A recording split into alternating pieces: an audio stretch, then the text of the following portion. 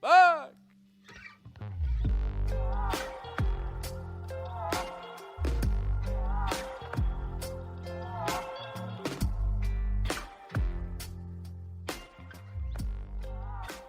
My name is Josh Miller. I own Riverstone Kennels, and I've been training gun dogs for more than 16 years. I have field trialed, I've hunt tested, but at the end of the day, I'm a duck hunter. You might find that the duck in our DUK Dogs podcast is spelled uniquely. The UK stands for my British Labs. I love my British Labs. I love what they offer me, both as a part of my family and the high motor in the field. As you're going to find, I have some pretty special dogs.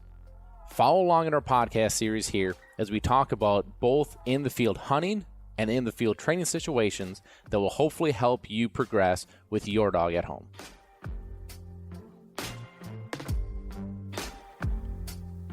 Welcome back to another DUK Dogs episode, everybody. I'm your host, Josh Miller.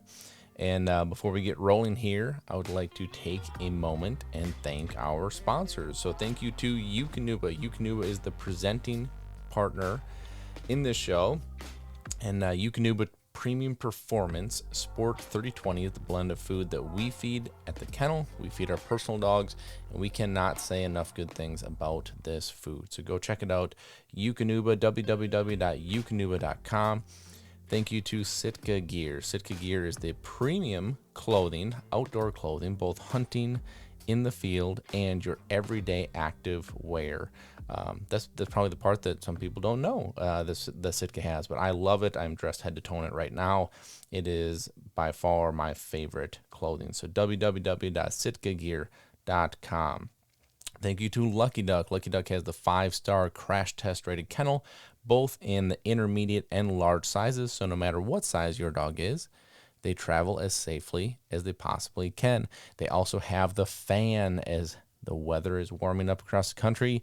Keep your dogs cool, keep them safe. Go check out that fan, www.luckyduck.com. Also, thank you to Gun Dog Supply. Gun Dog Supply is your one-stop shop for all of your hunting and training needs.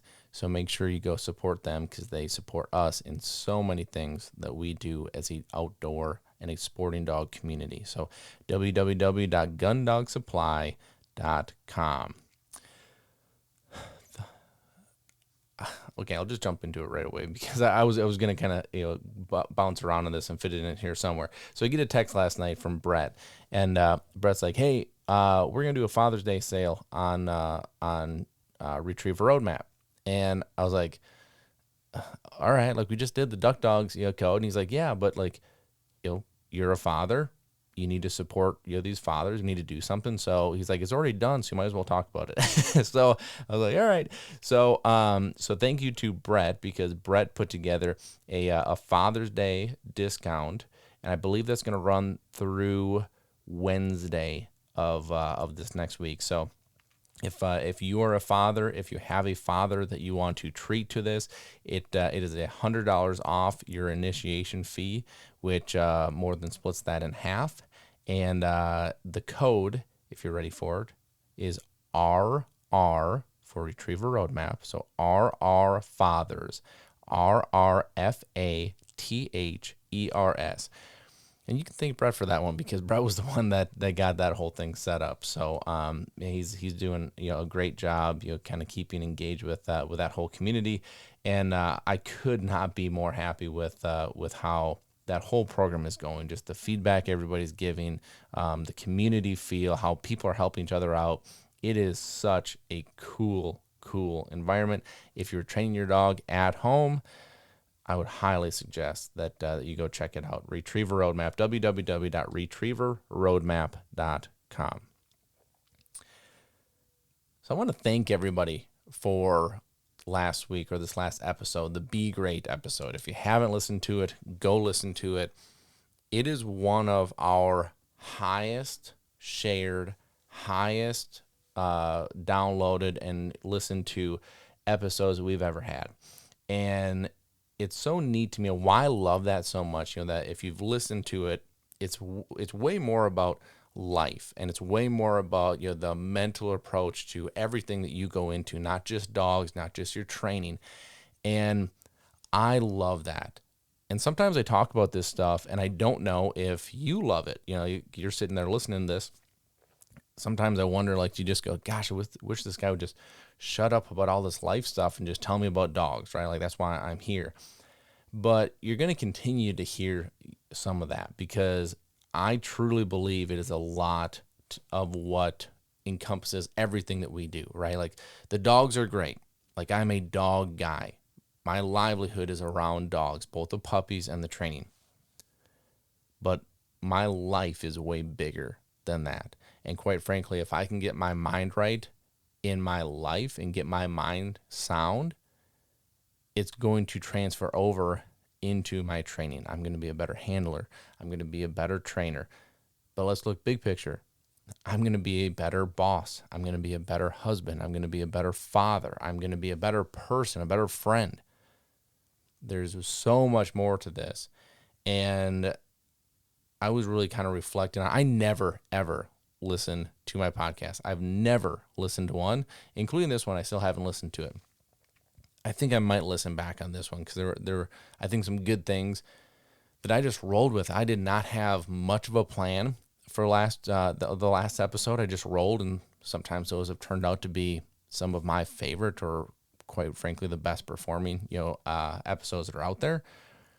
But sometimes I feel like when I roll like that, I have to go back and just re-listen to it and just recenter, right? And just make sure, that, I'm soaking in some of the things that I'm saying. No different than if you follow along with me for any amount of time, you know this, but when I first said, I want you to fall in love with the process, not the result, like that was not a planned, premeditated thing. It just came out of my mouth. And I was like, oh my gosh, I love that. I want to keep it. And so last episode, I feel like is maybe one that I should revisit for that reason of maybe there's some nuggets in there that I could take away. But there's one that I want to start off this week with, and I want to kind of piggyback off last week. The whole, be great, train great, like be that great person. On my whiteboard right now, if you follow Riverstone Kennels, and if you don't, go follow Riverstone Kennels. But I have a whiteboard on the fridge in the office, and on that whiteboard, I put new quotes, motivational, inspiring quotes or sayings on that board. And it's just, just to set a vibe, let's set an office vibe of being excellent. If we can do that across all facets, naturally we're going to be excellent, right? So the one that I have on there right now, because of the last episode, is go be a great person today. Go be a great person today. And I'm going to continue to have that in the back of my mind. How do I go be great today, right?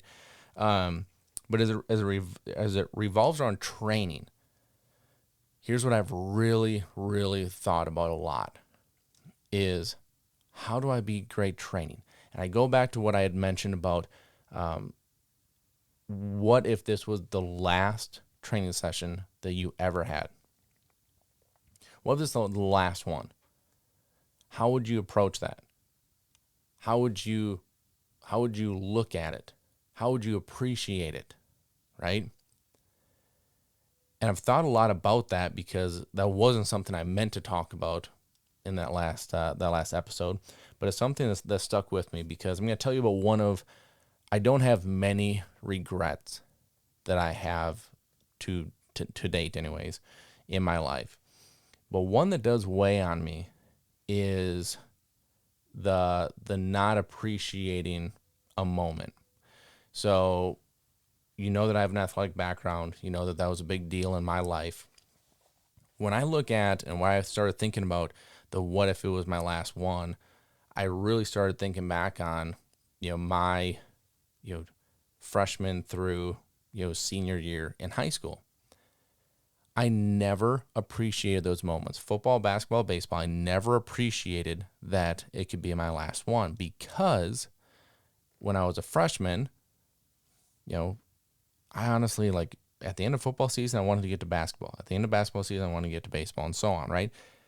And I didn't appreciate that I had teammates that were playing the last game that they would ever play in their life.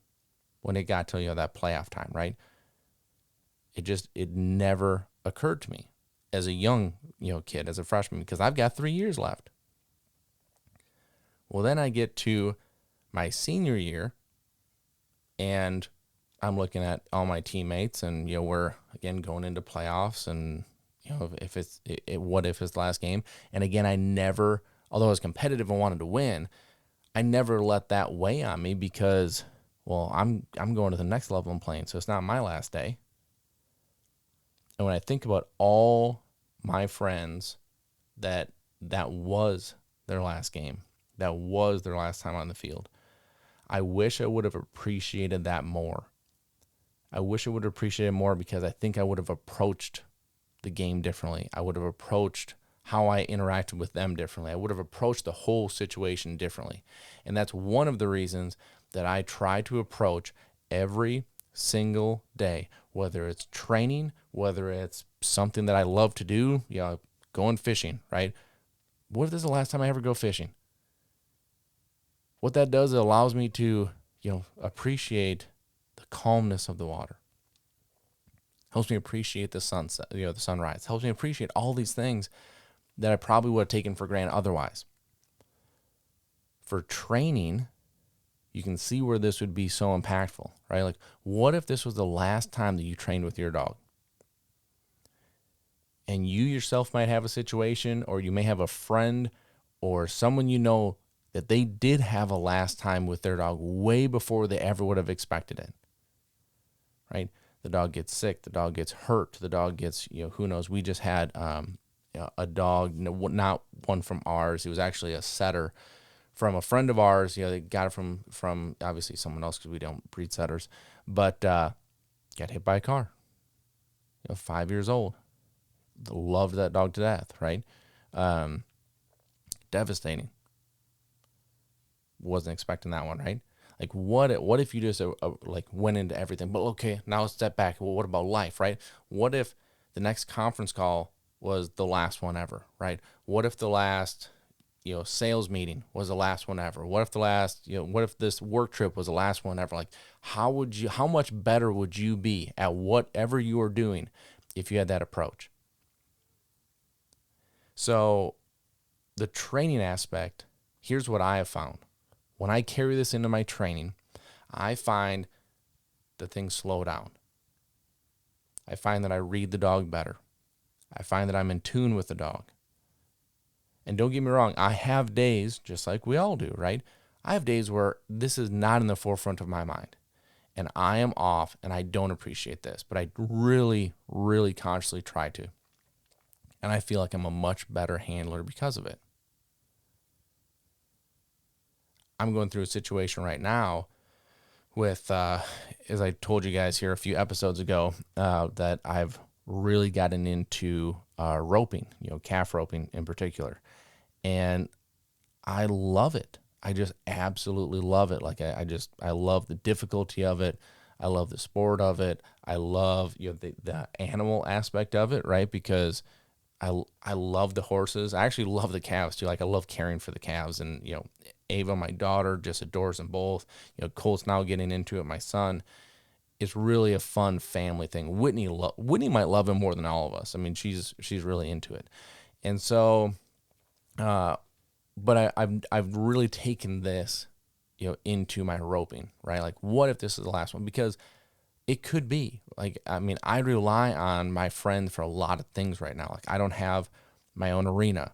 I don't have my own calves. At this point, I don't even have my own horse, right? So I'm really leaning on everyone. And so I've been really taken into, like, what if this is the last time I get to practice? What if this is the last time I get to do this? And I'm getting really dang good. And I feel good saying that because everyone around me is telling me how good I'm getting, which is super fun for me because I put so much work and I was so bad at this. But situation comes up this last weekend. So the horse that I've been using, I've been basically leasing that horse from my horse vet, who his son is a very good roper. And he was competing in the Minnesota State High School Finals, full roping, using this horse. Horse gets hurt, comes up lame, and again, I'm going to call share this horse with, he's a vet. This is what he does. And he's like, man, like I'm really worried about him. You know, like he might not do this again. And so it's just like a gut punch of like, I'm finally feel like I'm getting good at this. And here, you know, my horse that I feel like I'm now in tune with, we get each other, you know, like I know him, he knows me, you know, now, no, of course, you know, I'm hoping that it's not where he has to get put down, because that's a completely, you know, different thing. And of course I care about that for a different reason, but like, you know, I have been appreciating every single time. So if that was the last time that I do this, or if this was the last time I get to do this on him, I can at least feel good about that. I can at least feel good that it wasn't a half-assed run. It wasn't taken for granted. I loved and appreciate every moment of it. It doesn't make the finality of it any sweeter, because it's not. But we'll see. Now, I don't think this is the case, right? Like, I can find a different horse. I can, like, it's going to cost me way more money than what I wanted to, but we can make this thing work. And I'm too far into this now just to give up. But it's interesting how I feel like I just have this different feeling. Like I'm not like stressed or anxious about it because of it. And I truly believe it's because I've gone into every single one of these as if this is my last time. If this is my last time. So I would highly suggest, as you go through your training, take that approach. Take that mindset into your training. What if this is the last time I train? And I would be willing, I'd be willing to bet that you will have a better training session because of it. Maybe not performance-wise. Maybe, I think you will, but maybe not performance-wise. But I think you will enjoy it more. I think you'll be present. You won't be checking your phone as the dog is running back with the retrieve. You won't be thinking about what you're going to be doing next while you're in this moment. That's a challenge I have for you this week. I think you'll like it. Let's talk about training in the heat. So training in the heat is something that I think a lot of us are dealing with right now specifically because it is just dang hot. Most places, like even up here in Wisconsin, we're talking, we were like, today's beautiful, gorgeous actually. We were like 75 and sunny and, you know, good breeze. It is gorgeous. I had to be up super, super early this morning because I had to get all my dogs trained. I had to get a puppy to the airport by 8:45, which is about an hour and 15-minute drive, you know, from us, because the puppy was flying to his new home in Georgia. We had another dog do this to New York here yesterday, but Whitney was able to to take that one. Then I get back here. I have to finish, some stuff before some appointments start, but I had to get this podcast done in between all that stuff. There's just a lot going on, but it's just hot. Like even flying these dogs, we're having troubles. That's why we have to do these early flights, because we have to get these dogs to where they're going before it gets overly warm. So training in the heat. The best advice I can give you for training the heat is just be smart. Don't push your dog to the point that you're like, oh, are you too hot? Like, just don't get there. These dogs have big hearts. These dogs want to work. These dogs are very good at hiding pain or discomfort. By the time you see that your dog is probably getting too hot, the dog is probably too hot already and probably has been for some time. The heat is something, this is something when I was, training with, both Rick and Ronnie Smith, their big thing was like, we don't tempt fate and push the heat. Like, we're not going to go have that battle because we're going to lose that battle. We're going to go early, we're going to go late, and we're going to go shorter sessions. And here's the big one that I think sometimes is hard to grasp. Think about you. When you go from nice and cool to hot, you get affected by it much quicker, right? No different than I could go on a run here in Wisconsin, have a great, 5-mile run. I go into Montana, big elevation change, and within 5 minutes, I'm huffing and puffing and can hardly breathe because that elevation change, right? Now, if I stay there for a couple weeks, I acclimate, I'm fine, right? Very, very similar with the heat. We have a situation here in Wisconsin where we went from, in the 60s to a heat index of 103 in a day. Those dogs, even though we were early, even though we were before the heat of the day, those dogs were getting smoked. Like, if you could run, 8 to 10 marks with a dog, like you were running 2. And on the way back with that second one, they're like, you could just tell, like, body language is different, starting the heavy pants, tongue out, it was crazy, the difference. And again, it wasn't even the hot part of the day. So I want you to take that in consideration. Now, if you're in Texas, somewhere down south, right, your dog is used to the heat, you may have a different, result, right? But if you're in the north and if you have, these big swings, really pay attention to that, because it's no different than us. We have to acclimate. It is amazing how quickly these dogs got smoked here this week. Now, next week we're going into upper 80s and 90s all week. We're again going to be doing what we've been doing this week. We're going to be at the kennel before daylight. We're going to have our chores done, trailers loaded, and the second that we can see, we're out working. And we're trying to have our work done before that heat of the day, because that is when we're going to capture the most for these dogs. If you don't have that option and you have to work, push it to the evening. Just like, don't push in the middle of that day. It is just, you're not going to be productive. The dog's not going to mentally be into it. Like, you're just not going to make the progress you're looking for. So don't push it. Sometimes not training is the best thing to do if you find yourself in that situation. On the same side, I wouldn't say don't use the weather as an excuse. No different than you should still train over the winter. Find something you can do. Don't be like, there's snow outside, I'm not going to go train, right? Like, don't be like, it's hot outside. Like, put a place board in your office, in the AC, make him sit on place for an hour and a half while you do emails. Like, that's training. Like, find a way to be productive. Find a way to do something. Ideally, capture the cool parts of the day. Go be productive. But if you can't, don't let these long stretches of heat make it to where it sets you back towards hitting your goals. Find a way to continue, even if they're baby steps, find a way to keep progressing forward. That'd be really, really good. Here's something interesting that you might find interesting. You might not, but I find it interesting. We talk about the heat. We talk about the dogs. From a business standpoint, really tough managing people. Now, I have a great team. I have years that I've understood how to do this, but I struggled with this years ago. Because here's how our days now look. This morning, I was at the kennel at 3:30 in the morning.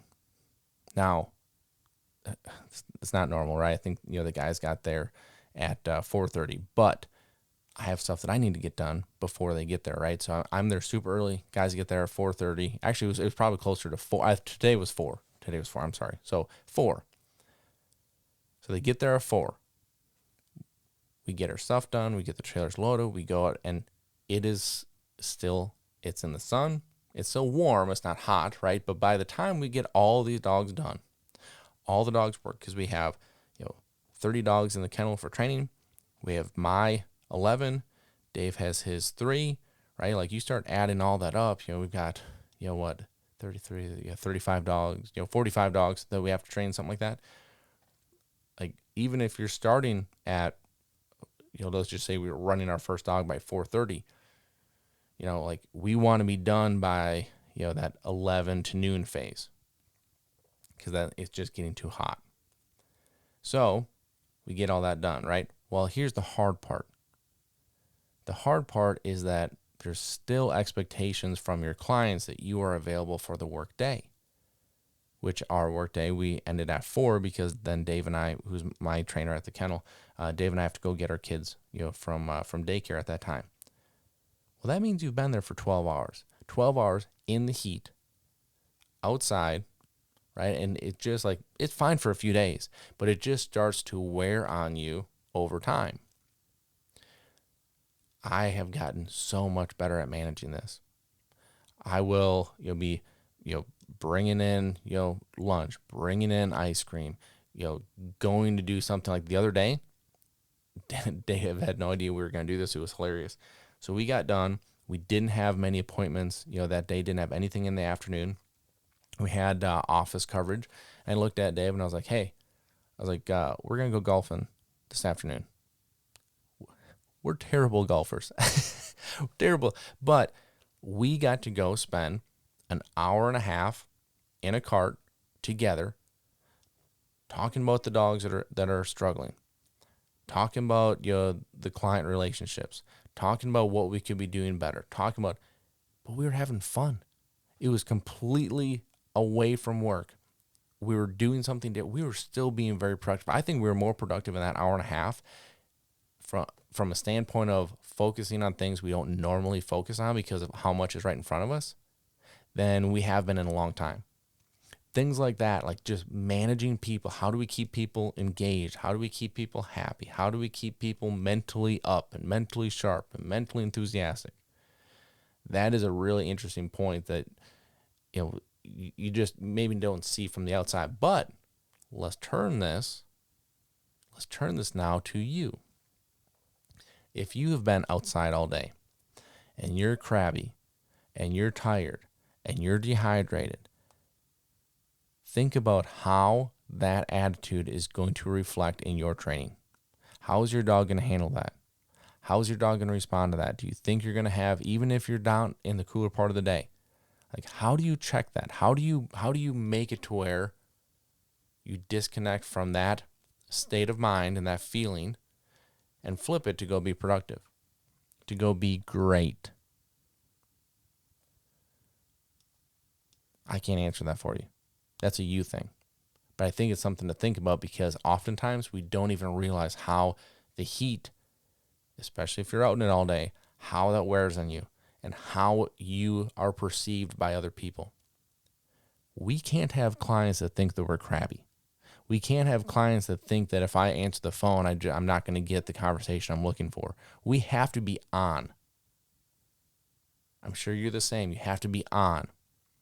So how do you manage that? Self-management. Like how do you self-manage that? Something to think about. Something that I've seen now from messages and questions and concerns that people send, especially on Instagram. A lot of people on Instagram will send me questions or things that they're needing help on, or some want some advice, things like that. There's something that I think is so neat and intriguing to me about just commonalities in this time. And it's interesting that, it seems like, with the season changes what these main concerns are. But here's a common concern that's gone on right now. I'm going to share this with you because you may be in this boat. Hearing this might help you. It's been people panicking at home. Like people panicking at home because stuff isn't going perfect. Panicking at home because, they're like the heat. Well, I can't get into the heat, right? I can't train in the heat, or I don't have access to water, or I don't have access to a certain training grounds, and there's just like this panic because I think as we roll towards July, you start counting down, going July, August. Oh my gosh, I only have 2 months left before dove opener or early goose, right? Or July, August, September, oh my gosh, I only have 3 months before it's waterfall season, or before it's, of course, this all changes depending on where you live, but you start cutting down those days, and naturally you start putting a weight on yourself because I'm like, oh my gosh, I have X amount of days before this has to be done. And people panic. So a couple things I want to share with you. One, don't tell yourself you can't. Instead, ask the question, how can I? It kills me when I hear people say, I can't get my dog in the water. Well, why can't you? Well, because I don't own property that has water on it. Or I don't have a lake nearby. Or I can't tell you anything that is going to change that. Like, I can't wave a wand and all of a sudden, poof, there's this beautiful training pond that's at your disposal. I can't do that. Ask yourself, how can I? Well, I know it might be a 20-minute drive, but I can go down to the lake, use the boat landing in between when boats are using it, or go in on a Monday morning when there's not a lot of boat traffic on the ramp and use the boat ramp. And yeah, I know it's not a training pond, but at least you're in the water. I mean, do something. That's what kills me is like people set these roadblocks here's what I think it is. I'm just going to be blunt. I think it's an excuse because you're scared it's not going to work. If you're scared it's not going to work, like if you're scared you're not going to be able to handle in the water, well, it's easier just to make a reason of why you can't get in the water. So then come hunting season, when they can't handle the water, you can tell all your buddies, well, I didn't have access to water. Like, go find a way to make it work. Ask yourself, how can I? But then off of this, when I've had these conversations, because I've had a number of phone calls that's kind of around this year, it's amazing how much the first dog teaches us. Think about that. Think about your first dog. More times than not, people will tell you, and myself is included in this, I'll tell you this about Easton all day long, that the dog taught me more than I ever taught the dog.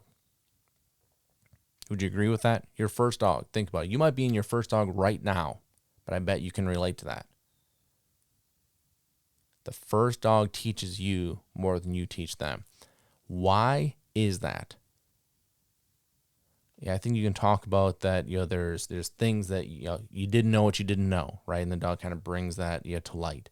The dog teaches you how to communicate with the dog, and teaches, like, we can talk about all this stuff, but here's why that is. I believe it's because of failures. With your first dog, you are not going to be successful all the time. You're not going to be with any dog, newsflash. But with the first dog, most of us can put the ego aside. Most of us can say, I don't know what I'm doing, which allows us to learn. And we take failures and we go, why didn't that work? Let me research it. Let me reach out for help. Let me get Retriever Roadmap. And then you figure out what's going on. You go be successful. With dogs 2, 3, 4, 5, so on, I think we have a harder time with that. I think we get frustrated because you go, well, my first dog didn't do this, or my first dog did this way better, and you start comparing. Well, guess what? Dog 2 isn't dog 1, and dog 3 won't be, and dog 4 won't be. Quite frankly, dog 4 won't be dog 2 or 3 either, right? So what holds us back, or what makes us panic, is because now we have a standard to hold ourselves to. And now when we hit failures, instead of embracing them, we panic. So here's what I'm here to tell you. I'm here to tell you that failures make you better. You learn, if you can put your ego aside and you can dig and you can look and you watch your dog, you will learn more about who your dog is, what your relationship with your dog is like, and I have like this, like stuff going on today, and who your dog will be based on failures. Now, you're going to have to get over those failures, right? But if you can put your ego aside and really, really appreciate it,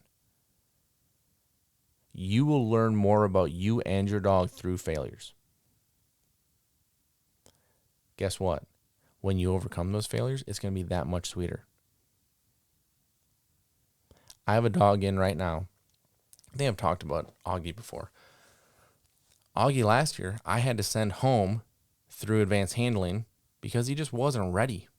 I mean, I was pulling my hair out, banging my head against the wall. Like, this dog just wasn't mature enough to do this. Today, he is freaking crushing it. I am more proud of that dog right now than maybe any other dog that I have in for advance because of the failures that he and I went through together. I watched him fail. I watched him struggle. I watched him get stressed. I got stressed. I got frustrated. And it makes today that much sweeter for me. But I learned a lot about Augie during those moments. I learned that he wants to please. I learned that he really has the drive and he has the intelligence.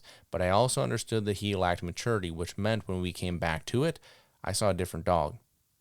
And that's how I knew this summer was going to work. Don't get nervous about failing. If you're not failing, you're not trying. That's just the truth of it. You are going to fail in this process. But I think too oftentimes, especially with dogs, and I think a lot of that has to do with that dogs are by nature a creature that wants to do for us, that wants to bend over backwards for us, that will do anything for us. So when something doesn't go right, it's so easy to blame the dog, blame the breeder, blame the trainer, blame the situation, blame whatever it is except for us. But I think I talked about this a little bit last week too. Again, I don't listen to my podcast, so I don't know. But again, taking that ownership, I think is a big part of this. But failing will make you better. I promise you it will. Embrace it, learn from it, progress from it, and then look back on it and smile because you'll know that failure was a stepping stone to get to where you wanted. All of that can also be applied in your life in any aspect. The number of times that I have failed is comical. In business, in life, certainly in sports. How crazy is it that, you bat 3 out of 10, 4 out of 10 Hall of Fame, you fail 6 out of 10 times. Think about it. Embrace those failures. Embrace those road bumps. Don't panic. Slow down. Observe. Be great. And go crush this week. I hope all the fathers out there have a fantastic Father's Day. I know I am going to because I'm going to be fishing with my kiddos. There may not be anything else I would rather be doing this weekend. So hope you guys have a fantastic weekend. I hope you have a fantastic week. Go be great. Talk to you guys later. Thanks for listening. Be sure to follow us on Facebook and Instagram. Leave us a review on iTunes. And a special thank you to DUK because without them, we couldn't do what we do here, bringing this information to you.